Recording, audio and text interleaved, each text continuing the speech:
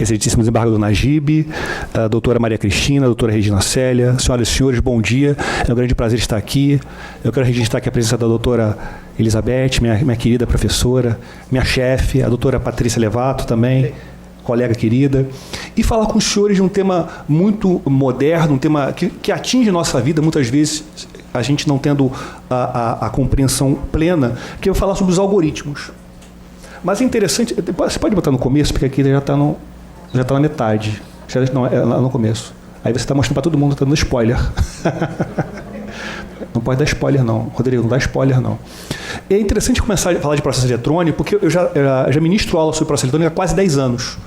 E logo nesse início, quando eu comecei a ministrar aulas nos cursos da OAB, do bairro Najib, as pessoas tinham uma certa resistência. Isso nunca vai pegar, isso nunca vai acontecer, processo eletrônico nunca vai funcionar, é uma coisa do futuro. E a gente vê que até pelo que a doutora Regina falou, que é uma realidade estabelecida no nosso tribunal.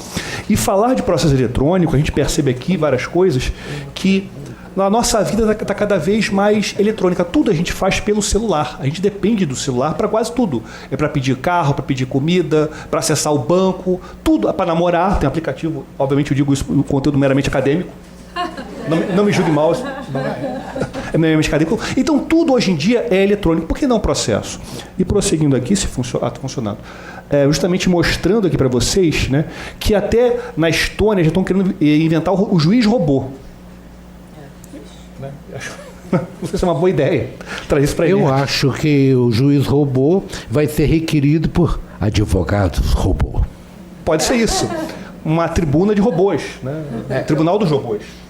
Mas o que é interessante comentar, primeira coisa, eu vou falar aqui com vocês hoje, o que é o algoritmo e o sigilo e o futuro do processo eletrônico. Mas começando sobre o algoritmo, a primeira pergunta é, o que é um algoritmo? Alguém sabe o que é? Você sabe qual é o algoritmo? Quem não sabe o que é o algoritmo, levanta a mão. Quem não sabe? Quem tem vergonha de levantar a mão, levanta a mão, por favor. Porque tem gente que tem vergonha. Então eu participo da sua dor também nas palestras. Mas o que é algoritmo, gente? Um conceito seria o seguinte, o algoritmo ele seria uma sequência de instruções que busca resolver um problema. Não sei se eu ajudei muito. É como se fosse uma receita de bolo. Vamos criar aqui um algoritmo agora, olha só. Digamos que eu queira calcular a idade de alguém. Eu quero estabelecer um procedimento para calcular a idade de alguém. Como é que eu faço? Primeira coisa, óbvia, eu pergunto qual é a idade, qual ano que você nasceu, quando você nasceu? Eu armazeno a resposta, depois eu subtraio o ano atual e a resposta e digo para a pessoa a idade. Isso daqui é um algoritmo. Isso daqui é um programa de computador. Ele está num formato que é chamado em linguagem de programação de pseudocódigo. Pseudocódigo é quando você não usa uma linguagem de programação. Você utiliza verbos do dia a dia. Verbos nossos, né? Verbos da nossa língua. Então, isso é um algoritmo. Veja que ele é uma lista de passos bem descritos para se chegar a uma resposta. E você pode usar várias linguagens de computador, né? Algumas são mais burocráticas, outras são menos burocráticas. Por exemplo, eu fiz aqui usando a linguagem Python, que está na moda. Não sei se dá para ver direito, mas eu consegui aqui fazer em 4 linhas de programação. E o programa fica uma coisa, isso aqui. Eu digo o ano que eu nasci, ele vai lá e diz a idade. Obviamente eu sou um pouco mais velho do que isso. Mas aqui diz, não muito, mas um pouco mais. Então o que acontece? Isso daqui é um algoritmo. Isso é um algoritmo. E a gente percebe, né, que algoritmo, mas é uma coisa matemática, nem sempre é matemática. Você precisa realmente de um raciocínio lógico, você precisa conhecer o que você está fazendo, qual é o objetivo, porque tudo tem algoritmo. Para te indicar um amigo no Facebook é um algoritmo. Ele analisa a proximidade, se aquela pessoa tem os meios de contato com você, se aquela pessoa já é o seu contato do WhatsApp. que ele junta os códigos, tudo na vida é algoritmo, ainda mais no nosso mundo eletrônico. É importante comentar que nós, basicamente, temos duas espécies de algoritmo, até porque nós também trabalhamos com a inteligência artificial. Os algoritmos estão em tudo, inclusive na inteligência artificial, que é a possibilidade que o computador tem de simular o raciocínio humano e, com isso, de também poder pensar. E nós temos aqui dois tipos de algoritmos. Os algoritmos decisórios, em que o programa de computador ele já apresenta uma decisão, e nós temos os algoritmos não decisórios, são aqueles sistemas que justamente eles trazem as informações para que o ser humano decida. Olha, as informações são essas, você pode decidir com base nisso daqui. Isso é muito importante porque os dois podem ser aplicados em processos eletrônicos. E os dois têm problemas. É aí que eu toco nas polêmicas, né? A primeira polêmica é que nós estamos muito encantados com a informática.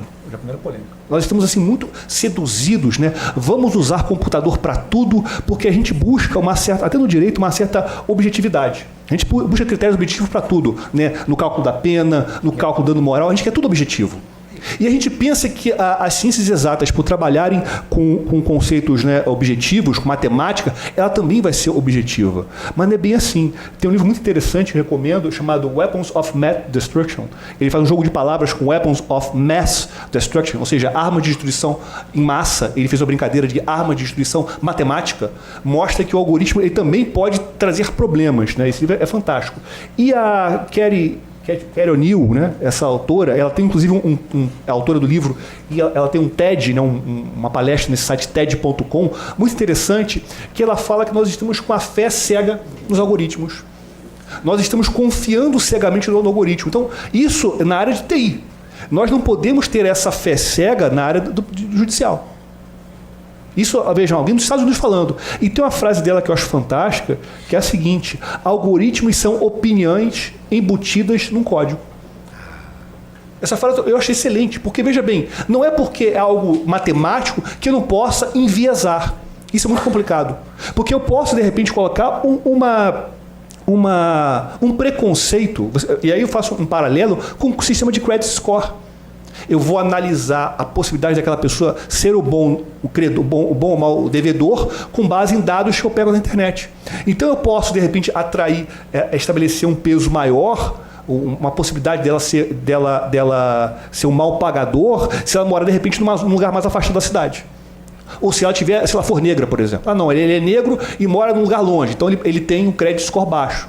Então, veja bem, o sistema, o algoritmo, ele pode sim ser preconceituoso. O algoritmo, ele é criado pelo homem. Tudo que é criado pelo homem pode ter algum problema. Data velha. E aqui eu acho interessante também comentar, em relação a isso, é o machine bias, né? O preconceito do código. Essa é uma reportagem muito interessante do site ProPublica, né? Que ele analisou o preconceito do sistema. Existe um sistema de análise de risco, de reincidência, chamado Compass, que é utilizado em alguns estados dos Estados Unidos, que eles analisam, com base no histórico de alguém, do réu, a possibilidade dele de reincidir. E com isso, né, com esse crédito, né, essa análise dele, né, esse risco, vão verificar se ele pode ou não, né, reincidir. Aí vamos dar liberdade provisória, ou se vai dar, ou assaltar meio de fiança. O que é interessante comentar é o seguinte: quando essa reportagem confrontou réus brancos e negros, verificou que os réus negros, muitas vezes, com crimes muito, muito leves, e até primários, tinha uma possibilidade muito maior de reincidir nesse sistema do que os réus brancos, que cometeram crimes mais graves e que já eram reincidentes. Isso daí já é um preconceito. E o interessante esse sistema ele fazia 137 perguntas, né, para analisar cada perfil, e nenhuma delas era racial. Ele é negro, branco, mas o sistema já votava nisso. Então, por exemplo, o sistema analisou o seguinte, que um pedófilo, né, alguém que pratica um crime de pornografia infantil, lá chama de abuso infantil, que tem emprego, ele vai ter um score muito mais baixo, ou seja, ele vai ser muito menos perigoso do que um negro sem emprego. Pelo fato da questão do emprego. Acaba pesando mais. E até, de certa forma, o conteúdo racial acabou influenciando. E aqui tem vários casos que mostram sobre isso. O rapaz da esquerda pratica um crime muito menos grave que o da direita. Mas ainda assim, nesse sistema, o score dele, o potencial dele de reincidência foi muito maior do que do branco. Então percebam que o computador talvez não seja tão maravilhoso assim quanto a gente acha. Quer dizer que então, a palestra? Quer dizer que então nós temos esperança de manter o nosso emprego? Espero que sim, Bárbara. Eu espero. Eu acho que de repente pode ser uma boa notícia pra gente. Eu acho. Tá bom. E eu acho interessante comentar ainda sobre os algoritmos no Brasil. Já estão começando alguns tribunais a tratar sobre isso, né? A Rondônia já tem um sistema de inteligência artificial, São Paulo também já tem alguns casos, e o Supremo já está aplicando o Victor, né? O Victor. Então isso é muito interessante, né, que ele já faz uma certa filtragem dos processos, analisa esses processos com base na origem, com base no conteúdo, e ele até aumenta, ele faz um trabalho assim, em 5 minutos, o que seria o equivalente a 30 pessoas. É um trabalho assim, muito interessante. Então ele filtra e consegue fazer um trabalho muito interessante. Mas eu vejo que, eu acho que a maior preocupação do judiciário deveria ser com o juiz de primeira instância, em relação ao processo eletrônico. Porque o processo eletrônico, ele acabou, quando ele acaba... No nosso estado, 94% está na primeira instância, 6% só na segunda. Vossa Excelência concorda comigo, então? Concordo, porque não tem alternativa. Porque, olha, concordo. Aqui no Rio de Janeiro, a gente já começou na dívida ativa com um projeto, uma POC de inteligência artificial, e agora em maio também já está tendo para se botar nas varas cíveis. Está começando de novo esse projeto. E essa inteligência artificial faria o quê? Ajudaria mesmo na verificação, né, do que era mais importante, não mais importante, mas peso, né, da decisão, e ajudar até na decisão, se possível, né? Na dívida ativa, valores, né? E na vara civil, aí é aquela questão, qual vai ser o algoritmo? Exato. Entendeu? E aí é uma decisão da administração, que vai ser importante para isso. Porque até a Fazenda Pública já está promovendo as execuções fiscais com base na inteligência artificial. Ela gera as petições com base na inteligência artificial. Ou seja, não é uma coisa futurista, até porque é tudo igual, né? É um processo simples de se começar. Então, a questão da inteligência artificial já é a realidade. Não tem como você fugir disso. E o processo eletrônico, eu acho interessante comentar, porque como ele acabou com a carga, ele tornou o processo muito mais célere. Acabou com a carga e a vista do processo, você já tornou o processo muito mais célere. E eu vejo que, com isso, você acaba tendo como o ponto, né, de carga o juiz. O juiz vai ser ponto de carga, quer dizer, ele vai acabar sendo, ele precisa ter um suporte do decisório para auxiliá-lo, porque vai ter muita carga para cima dele. Ele não tem como escapar disso. É algo assim, é até desesperador. Alguns juízes, em algumas palestras, falam para mim: Walter, eu acabei de proferir decisão, publiquei, o advogado já respondeu e voltou para mim para a conclusão. Isso quando faz 3 petições no mesmo dia. Quando faz 3 petições no mesmo dia. Então você não tem aquela sensação psicológica do processo sair da sua mesa, né? O processo vai estar sempre lá com você. Então deveria a inteligência artificial aí auxiliar o juiz em alguma coisa. Não, eu não diria não julgar no lugar dele, mas, digamos assim, apontar para ele algumas coisas, ou até mesmo organizar a prova. Porque, veja bem, a gente está vivendo um mundo cada vez mais eletrônico. As nossas provas são digitais. Então, hoje em dia, você vai pegar a prova na internet, ou então planilhas que você vai juntar. Deveria ter, de repente, um sistema, alguma coisa, não sei se eu estou aqui inventando coisa, eu posso ser futurista no seu fórum, e pensar o seguinte: é o nosso fórum futurista? Flash Gordon? Olha, isso que é injúria. Por que não pode ser futurista no meu fórum? Pode, claro. Obrigado. Perdão. Me empolguei. Então, vejam bem, eu não poderia ter um sistema que possa auxiliar o juiz, ou então colocar as provas num formato histórico para o juiz analisar: olha, essa prova foi produzida aqui. Ainda que o advogado tenha um problema de organizar as provas, o sistema facilitaria e ajudaria. Eu estou aqui, de repente, sonhando, mas são coisas que são possíveis. Eu acho que o principal do sistema não seria da inteligência artificial no judiciário, não seria no STF, STJ, Tribunais Superiores, mas no de primeiro grau. Você facilitando, você torna o processo muito mais célere, muito mais eficiente, traria benefícios para as partes, para os advogados, e não chegaria nos tribunais superiores. É muito bem lembrado. Outra coisa que eu achei importante comentar aqui, olha, o Victor já sabe interpretar recursos, separar por temas e destacar as peças principais para agilizar os processos na corte e desafogar os gabinetes dos ministros. Em alguns casos, o sistema já faz em 5 segundos o serviço que funcionários levariam mais de 30 minutos. Interessante. Administrativa em 30 minutos que ela levava 3 meses. E de repente você. Outra ideia maluca. O relatório da sentença o próprio sistema faz. O sistema ele faz o histórico, né? Eu estou aqui sonhando. Já pensou? Ele já faz o histórico, olha, a petição inicial foi tal, o autor pediu isso. Teve audiência, ele já pode fazer isso. Seria um grande log do processo. Porque, na verdade, se a gente usando um termo de informática, mesmo log, né, a parte inicial da sentença, né, é justamente um registro do que aconteceu. Sim. Isso pode ser feito automaticamente e facilitar muito a vida do juiz. O relatório faz O relatório. o processo todo. O relatório já é um registro do que aconteceu. Até a indicação das páginas pode ser feito automaticamente. Outra coisa que eu acho importante comentar é que esse serviço, né, já até separa por classes processuais, os acórdãos, tudo. Então, já é realidade. Não tem como você fugir disso. Mas eu acho que ainda a gente tem que ter outras preocupações muito interessantes, e aqui pensando pelo lado do advogado, que é a seguinte: como você vai trazer determinados tipos de provas ao processo? O WhatsApp, por exemplo. O WhatsApp é uma prova que serve para tudo. Para crimes contra a honra, para questões envolvendo divórcio. Testemunho ocular da história. Aí eu trabalhei no PJE porque eu fiz parte com meus assessores dos juízes eleitorais antes da eleição. Então, no sábado e domingo anterior ao da eleição, no primeiro turno, no segundo turno, né, os meus eficientes assessores e eu resolvemos 25 reclamações. Do Eduardo Paes, ou do Witzel, um contra o outro contra um, aquela confusão.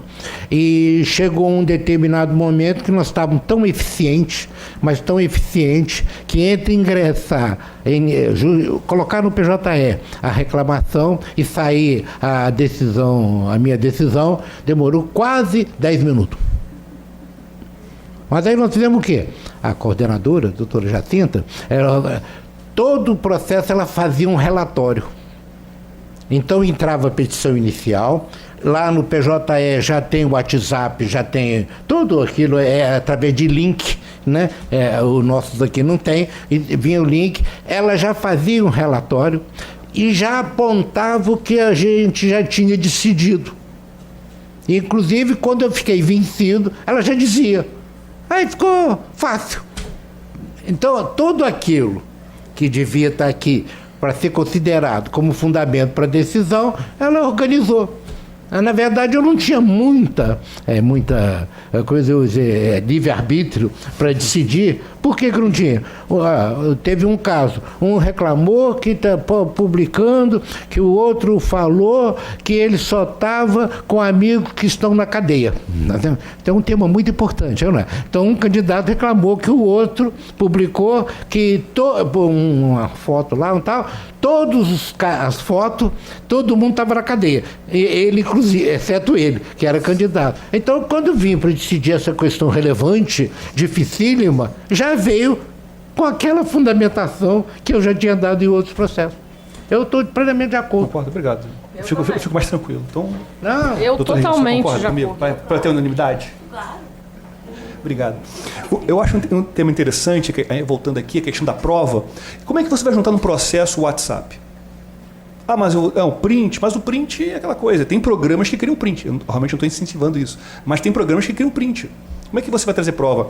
Você vai levar no cartório, você vai autenticar?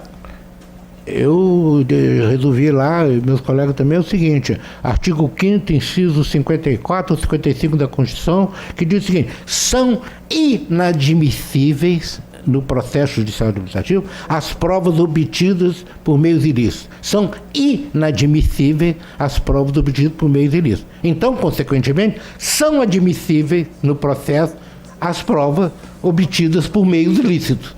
Qualquer meio de prova. Perfeito. Inclusive, lembrando o Calmon de Passo, né? O Calmon de Passo falou: só existe um tipo de prova. Como assim? Pericial, documental. Não, senhor, só existe um tipo de prova, a prova oral. Como prova oral? O perito faz o quê? Um depoimento sobre aquilo. A perícia e tudo. Só existe um meio de prova, comunicação, constatação do fato. Eu estou de acordo com ele. Muda de assunto. Vamos para o outro. Posso mudar de assunto, então? Porque justamente vem a questão, como é que você vai autenticar isso, né? E uma coisa que é importante para que os advogados levem em consideração é quando você se depara com uma prova de internet, muitas vezes você vai levar no cartório para você fazer o quê? Mata notarial. E essa notarial acaba sendo cara, porque você tem a primeira folha é um valor X e as outras são um valor acrescidas, né? O interessante é verificar que você tem valor diferente de cada estado. Então, às vezes, é mais barato em Santa Catarina, então muitos advogados do Rio de Janeiro fazem Santa Catarina. O que é importante falar é que já existem sistemas que utilizam os mesmos procedimentos do Bitcoin, que é chamado, ele tem um sistema chamado blockchain, né, que é um sistema que autentica as transações em Bitcoin, em outras moedas. Você pode usar a blockchain, algumas empresas no Brasil já estão fazendo isso, para você autenticar um documento. Então, de repente, eu pego um documento, um WhatsApp, coloco esse sistema, né? E o que ele vai verificar? Ele vai verificar se aquele sistema é verdadeiro, se aquela prova foi realmente produzida. Então ele vai te dar um código. Olha, eu tenho aqui um código. E esse código é o que mostra que aquele documento é verdadeiro. Então você apresenta no processo esse documento e esse código. Mestre, desculpa, conta tudo outra vez. Como é que é mesmo? Explicarei com o maior carinho. Mestre de volta. Blockchain, quer que eu explique blockchain? Isso. Alguém não entende? Quer que eu explique o que é blockchain? Eu explico. Então, estamos aqui para isso. Então, o que é o blockchain? Quando você tem uma criptomoeda, essas moedas digitais, a possibilidade é um arquivo de computador. Então, ela tem uma moeda na carteira dela e eu tenho uma moeda na minha carteira. Ela quer passar a moeda digital para a minha carteira. Por ser um arquivo de computador, há a possibilidade de se duplicar. E com isso você teria moedas falsas. Então, o blockchain é um sistema pelo qual você tem vários computadores servindo como autenticadores daquela transação. Então, se você verifica o seguinte, olha, que aquela moeda que tem o número tal saiu da carteira da Regina e foi para a carteira do Walter. Então, é um processo em que vários computadores, pelo um sistema de consenso, eles chegam à conclusão que realmente o dinheiro saiu da Regina, da carteira dela, e veio para a minha. Esse sistema que foi criado para essas moedas digitais, ele já está sendo implantado no Brasil para autenticar documentos. Porque eu posso verificar que aquele documento, aquele WhatsApp web, por exemplo, em que o meu cliente foi ofendido, aquela prova eu jogo na nuvem, ele autentica, olha, essa prova realmente existe e me dá um código. Entenderam? Entenderam? Tem uma administradora de imóvel que aluga, chamado Quinto Andar. Sim. Ela faz exatamente isso, tá certo? Ela consegue alugar, ajuda muito o inquilino ir lá ver o imóvel. Agora, o resto é tudo feito via... Então, o que acontece? Talvez esse sistema de blockchain, ele vai acabar com o cartório. Ou pelo menos vai diminuir, não vou dizer que vai acabar, senão vou ser preso. E, digamos assim, ele vai diminuir o uso, porque ele é muito mais barato do que ato notarial. E a partir do momento em que os juízes compreenderem que ele às vezes tem mais segurança do que uma ata notarial, o blockchain vai ser implantado. Isso é bom para todo mundo. Isso é bom para todo mundo. Então, veja como a tecnologia ela quebra paradigmas em tudo. Ela quebra paradigmas não só no processo eletrônico, mas nas provas que vão ser produzidas nele. Então é algo assim, eu acho muito interessante de falar, é fantástico. E ainda aqui para a minha parte final, eu queria falar para vocês sobre o sigilo e o futuro do processo eletrônico. Porque veja bem, se eu estou falando que o algoritmo ele pode ser aplicado nos processos eletrônicos, eu pensaria o seguinte, até faço um link com a palestra da doutora Maria Cristina. Não deveria ter transparência desses algoritmos? Porque a gente viu que no Compass, nessa sistema, ele é enviesado. Eu não deveria, os tribunais que utilizarem algoritmos não deveriam publicar esses algoritmos de modo a que a sociedade saiba o que está acontecendo? Saiba se há um viés, saiba o que está sendo feito? E começando aqui, talvez eu buscaria um fundamento... Ele não fala, mas é que tem gente reclamando da distribuição do Supremo Tribunal Federal. Tem gente reclamando do sistema do TSE de controle. Tem até artigo aqui, mas é que eu conheço, por exemplo, esse negócio de auditabilidade algoritmo supremo. Não é do Walter. Mas a questão não é essa, não. O TSE, todo o serviço da Justiça Eleitoral está centralizado no servidor do TSE. Até para inscrever um eleitor lá em Laje do Muriaé, vai via eletrônica para o TSE. Aqui tem gente que reclama, a Regina sabe disso, porque o PJE vai chegar um dia que tudo vai ser processado lá. E por que é isso? Por questão de segurança. Então, hoje está discutindo essa questão. Graças a Deus, nós não temos eleição com pouca diferença de votação. A da Dilma foi só 3%, deu alguma confusão. Ela ganhou, perdeu por 3%. E o candidato contra ela, o Aécio, concordou. Agora, tantos casos que nós temos que a margem de votação é muito pequena. Se vai recontar voto, é mole. Recontar voto eletrônico é o troço mais fácil do mundo. Sai tudo do mesmo jeito, não muda coisa alguma. Então, essa questão é muito importante. Agora, vocês dizem aí qual é a solução disso. Poxa, eu não estava planejando falar isso. Eu prometo, eu falarei no final. Dá uma de João Kleber, falarei no final. Vai dar tempo de pensar até lá. Mas eu falaria, prometo. Tá bom. O que eu acho importante comentar também é o seguinte, se por um lado os sistemas precisam ser transparentes, mostrar para a sociedade, existe um conceito de segurança muito interessante, o conceito da obscuridade. Às vezes, para o sistema ser seguro, é preciso que ele não apareça muito ou não mostre para a sociedade muitas informações, para que eventuais crackers, criminosos, não utilizem esse conhecimento para fazer algum tipo de ataque. Mas eu acho que é importante, na realidade, e aí dando uma solução, nós compatibilizarmos a necessidade de se dar uma transparência para a sociedade, algum nível de transparência com a segurança. Eu acho que é possível, sim, você casar esses dois princípios no processo eletrônico e no uso dos algoritmos. Outro fundamento que eu acho importante tem a ver, eu faço até um merchan na nossa próxima palestra, da Lei de Proteção de Dados, que vai ser um evento sensacional, incrível, que o Desembargador Dona Gíbia permitiu que eu coordenasse. É uma grande responsabilidade, espero vê-los aqui em agosto. Você foi eleito unanimemente, não estava presente da reunião. Eu fui um pouco agido, mas tudo bem. Eu acho interessante. E buscando dessa lei, ela tem um princípio da transparência.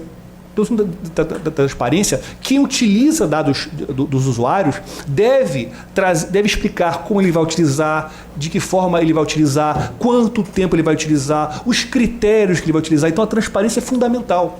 A transparência não vale apenas para empresas. Nessa lei, vale inclusive para o serviço público, porque há o artigo 23, que trata especificamente da proteção de dados dos usuários frente ao tratamento realizado pela administração pública, né? O artigo 20, ele é interessante dessa lei, eu não vou entrar em muitos detalhes. O artigo 20 diz se a empresa ou o poder público fazem uma decisão por meio de um algoritmo, né, eles vão lá e julgam você por meio de um algoritmo, você tem direito de revisão.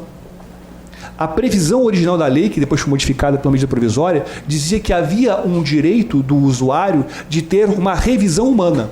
Se eu fui julgado de forma eletrônica, eu tenho um direito de revisão humana. Esse direito ele persiste no Regulamento Geral de Proteção de Dados da União Europeia.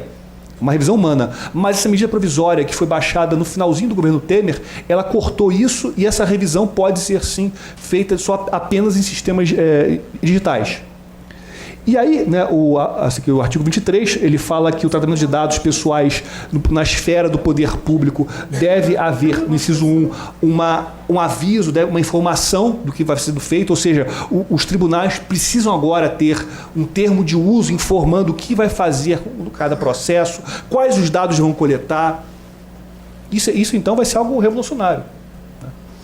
E a própria Lei de Acesso à Informação, né, no seu artigo 7º, ela estabelece aí o direito do usuário de ter acesso a informações do poder público. Então, eu buscarei aqui, desde um fundamento constitucional, passando pela a Lei de Proteção de Dados, até mesmo a Lei de Acesso à Informação. Ou seja, eu vejo que há um direito do usuário de ter acesso, se não ao código-fonte, porque se alguém você pede assim, olha, como é esse algoritmo foi feito? Aí entregam para você 200 linhas de código. Você não vai entender. Ninguém vai entender. Só quem programa naquela linguagem específica. Então, pelo menos que ele forneça o documento dizendo quais são os critérios. Olha, né, os critérios que nós utilizamos foram esses. Isso que eu acho interessante comentar.